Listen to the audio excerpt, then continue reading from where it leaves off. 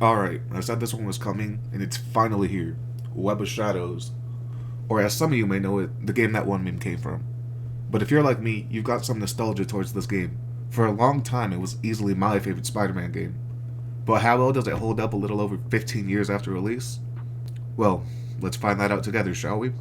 I'm basically going to be recapping the story twice. I'll be doing a full hero playthrough and a full symbiote playthrough.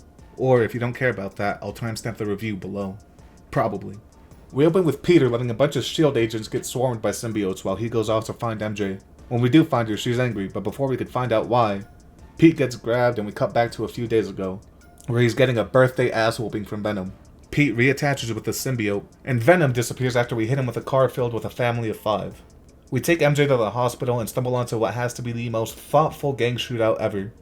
Did they just agree to meet at the hospital, so that whoever gets shot has immediate medical attention? These have got to be the most upstanding gang members to ever step foot in New York. Luke Cage shows up to help us fight the gangs, and we make a deal. We help him stop the gangs. In exchange, he'll train us to be a better fighter. Little does he know he's going to regret that decision by the end of this, but for now, he sets up a meeting between the two gang leaders. We stop them from being ambushed and find out they've been set up by the Kingpin. This information could stop the needless bloodshed from both sides. It's a shame we don't tell them, and they end up taking each other out. We head to Fist Tower to get some answers, where we run into Black Cat. She was acting as a double agent to take down Kingpin. You see, that's loyalty right there. You'll never see MJ doing that. So what if she attacked us and is a pathological liar? I like mentally unstable women, and I have the shirt to prove it. We promise to overthrow Kingpin and rule the city, but all in due time. Right now, we have a bird to fry, as the Vulture has been building the equipment for Kingpin's men. After a conversation that ends with him getting curb stomped from 10 stories up, Vulture is working for us now. While fighting some of the Kingpin's henchmen, we get attacked by a pack of rabid J. Jonah Jameson supporters. The cops show up to stop us from using the civilians to make the sidewalk below into a Rorschach painting. And to make things worse, we go to Hell's Kitchen where some dude with anger issues is waiting for us. No, not that one. Wolverine comes out of nowhere and attacks because he smells the symbiote. As if the gooey black suit wasn't a dead giveaway. Regardless, we team up to fight the J. Jonah Jameson supporters, who turns out were people being infected by Venom. We beat his ass so badly he goes into hiding until the end of the game. Black Widow tries to arrest us because throwing people 30 stories into concrete is apparently frowned upon. Luckily, Electro starts going to different quarantine zones looking for his sister, and when he finds her, she infects him, causing him to blow up in a symbiote-induced rage. So much for trying to keep her safe. This situation is getting to be more than we can handle, so we try getting some help from the bigger name heroes, but they're all busy at Hero-gasm.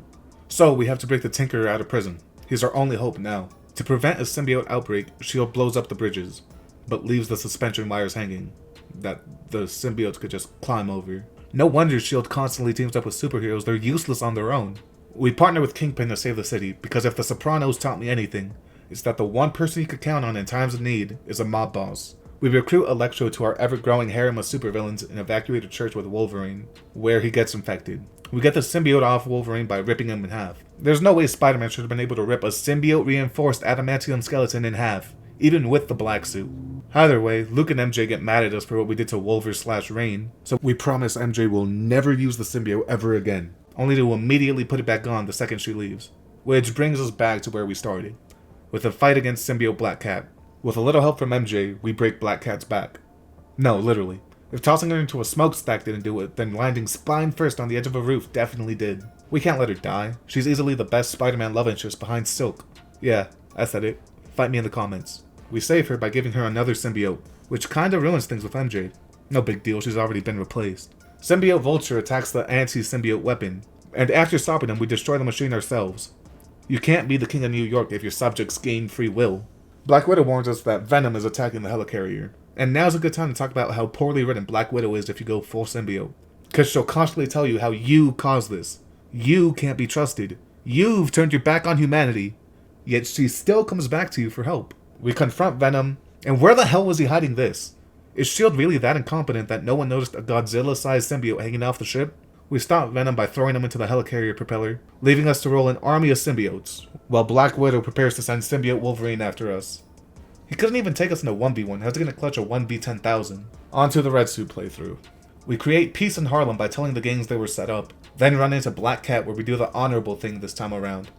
Instead of promising to take over the city, we just attack our ex-girlfriend, which means we end up working with Moon Knight, until Wolverine attacks with his non-stop trivia questions. We stumble onto Venom, who is kidnapping civilians and doing questionable things to them in dark alleys. After putting an end to that odd scenario, Black Widow tries arresting us for forcing people to try skydiving without a parachute, when Electro tears through the city doing his best Batman impression. Where is she? And you already know how that ends. We try calling for backup, only for no one to pick up. Seriously, where is everyone? A good number of superheroes live in New York, and most of them just had better things to do, I guess?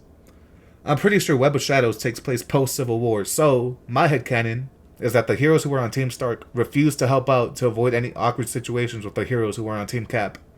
But the heroes on Team Cap are refusing to help for the same reason, leaving New York with 5 superheroes. That's what I'm choosing to believe.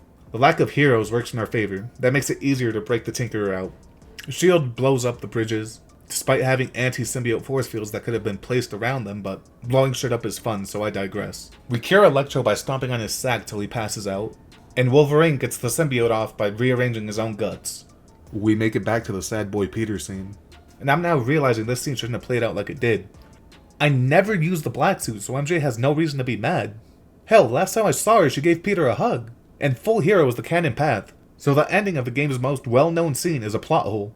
Regardless, we break Black Cat's back again. Only this time we fly the woman who's on the brink of death across the city on a hovercraft that goes 0 to 60 in 5 business days. You know, maybe giving her a symbiote was the right choice after all. After beating the Vulture, the weapon goes off, removing the symbiotes off of everyone infected. That's cool and everything, but what about the ones who could fly? Or are crawling up the side of the Empire State Building? You see everyone celebrating, but those cheers should turn into screams because bodies should be falling any second now.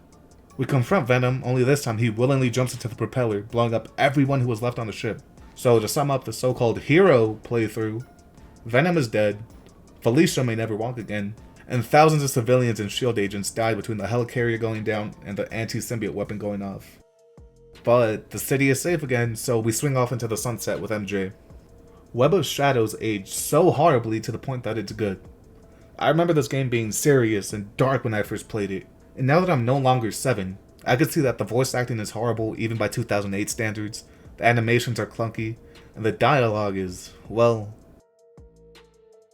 Yet it all manages to be so bad that it's good. The scene in the beginning when you rescue the S.H.I.E.L.D. agent is a perfect example of what I mean. You put the agent on the gurney, calmly look the other two in the eyes for a few seconds, and then he screams, "Where's MJ?" It loses the seriousness that it once had. In exchange, it becomes so goofy you can't help but enjoy it. The story had a couple plot holes, but nothing that severe that significantly alters the story, just minor details. Really, my biggest problem is that I forgot how much of the game was busy work to keep you from progressing the story. I did the math on this. By the time I tracked down 30 Vulturelings and 10 Vulture nests, I could have done the 3 final boss fights of the game. I would have completed the story in half the time if it weren't for these missions. And the issue isn't that it's busy work, it's that it doesn't progress the story at all, which kills the pacing. Surprisingly though, the gameplay still holds up. I'm probably gonna get some shit for this in the comments, but I like it more than the Insomniac games. Here, both suits have their own movesets that you can switch between instantly, letting you use 2 movesets to pull off some insane combos. Even if you just stick to one, they're equally as fun and they capture Peter's personality when wearing him perfectly. The red suit is more stylish and show-offish. There's more flips and webplay in the combos that just make him satisfying to pull off and look at. Then in the black suit, he just feels like a dick, using people like skateboards, mounting one specific person just to beat the shit out of them, and whipping people into the ground head first. This just shows well-designed combat can stand the test of time, even if almost everything else can't. It's not all bad though. I can appreciate the effort they put into making it feel like it's taking place in the world of comics, with signs for Iron Man and damage control, to the references to previous events like Secret Wars, and using what were at the time more obscure characters like Moon Knight and Luke Cage. Also, at least they tried to explain why some of the bigger name heroes are absent from the story. I'm fine with the way they went about it. I didn't expect them to have a detailed explanation for why every New York-based superhero wasn't there. I do wish Web of Shadows got a sequel, mainly because there's a concept art for symbiote Moon Knight, and I'm curious to see how that scenario would have played out. But that never happened, and a remake seems like a pipe dream at this point. I hope after Insomniac finishes up with the title, the next studio that gets it makes a game that's a mix of the Insomniac games and Web of Shadows. If they take the traversal and riding from the Insomniac games, mix it with this combat and suit switching of Web of Shadows, and top things off with an updated alignment system and a larger cast of superheroes, that could easily be one of the greatest superhero games ever. I doubt that'll ever happen, but this was a nice nostalgia trip either way. I have fond memories of this game, and it was nice being reminded of them. Like the moment I heard the spider emblem sound, it awakened repressed memories I didn't even know I had. I remembered countless hours of swinging around the city picking them up. I also remembered opening up this game on Christmas and thinking to myself, what the hell is this? I wanted Spider-Man friend or foe. That also ended up being the Christmas I found out Santa wasn't real, but that's a story for another time. Well, that's all I got for this one. If you enjoyed the video, you should probably subscribe. Or not. Either way, I'ma head out. Later.